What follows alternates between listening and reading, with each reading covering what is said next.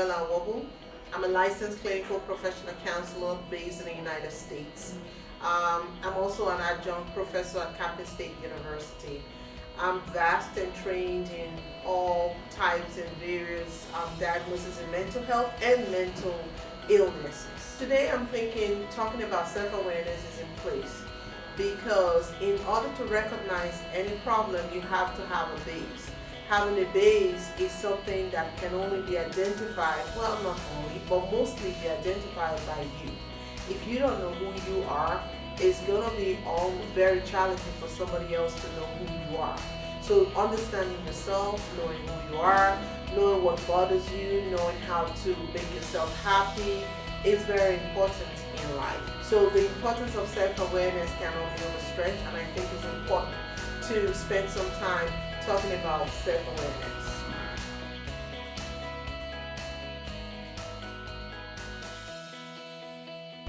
Discovering yourself is a journey. You start one day. You can start at 50, you can start at 80, but I think that a life where you do not identify who you are is almost like a life that is wasted. So knowing yourself, understanding what makes you happy, understanding your limits, understanding your boundaries is a life that is fulfilled. If you identify who you are, you know what stresses you, you know what makes you happy, and then you can gravitate towards what makes you happy and try as much as possible to avoid what makes you unhappy.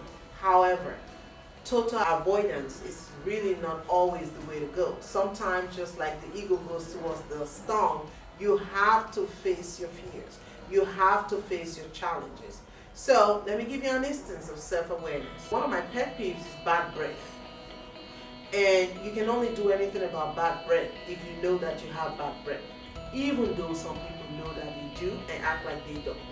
So if you know you don't want to smell someone who is unpleasant, then you try not to be smelly to someone.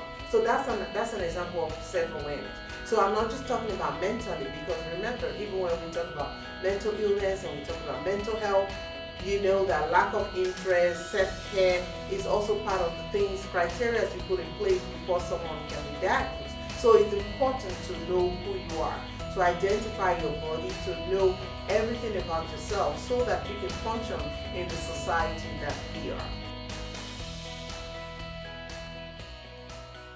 So I think for me as a person, my self-awareness is born from the fact that I've been exposed to different cultures. So for instance, I grew up in the village. Like I talk about this all the time, I'm from Urom in Edo State. So I grew up there and then migrated, to other parts of the world where I am today. Even though I've lived abroad for decades, I've been to so many parts of the world that for me, everywhere I go is an awakening of a new culture. And what culture has helped me do is identify things about myself I didn't know exist.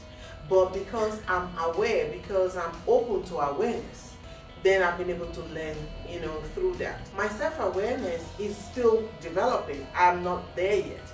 But at least I'm in a place now where it's easy for me to adjust. It's easy for me to function in every culture that I find myself, because wherever I go, I take a deep breath, take a glance, look around, pick one or two things, and then, move from there. With my self-awareness, I've been able to be open to criticism, because every day that we live, we have an opportunity to grow. That's what makes us fulfilled. Take, for example, puberty. Teenage years is the most challenging part of any development, both for children, for male and for female, because a lot of things change about you, your mental, your physical, a lot of things change. Sometimes it can be confusing. And as a result of that, that's the time where understanding who you are as a person is most important. So your self-awareness should be waking up every day, look at yourself in the mirror regardless of what you see, and say, I am beautiful, because you are beautiful. Every human being is beautiful. Even if you can't see, you can feel. You can feel something about yourself and say, this feels nice, this feels soft. Self-talk, positive self-talk is the beginning of the roadmap to identifying who you are and improving on your self-awareness. Once that is done, then that opens the door to different areas of life that you can improve on. once you understand that you're beautiful, once you understand that you're important, if not to anybody else, to you, then you start to take control of yourself. Then you start to take care of yourself, because now you're not doing it for society, you're not doing it for your father, for your friends, you're doing it for you. It's okay to have that imposter syndrome. It's okay to feel not good enough. It's okay to feel like, can I do this or can I not do that? What's not okay is to stay there, because as long as you breathe, you're going to have moments of doubt, of self-doubt, which is important to go through to achieve a good self-awareness.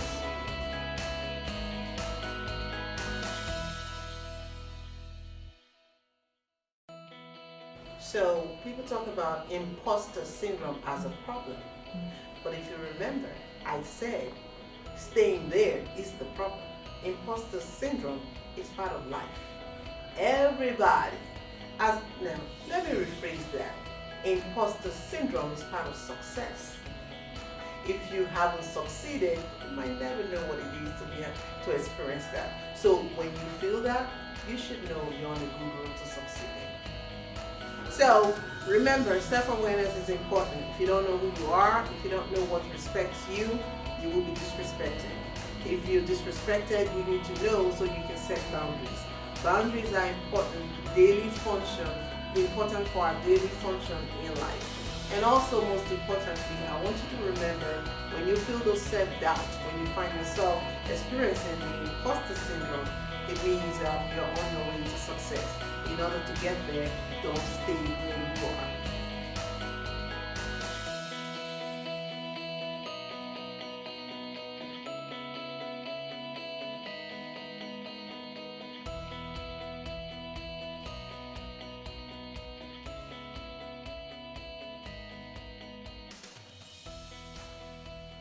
My name is Emmanuel Awobu, licensed clinical professional counselor based in the United States, and you can contact me with questions, if you have any comments, ask.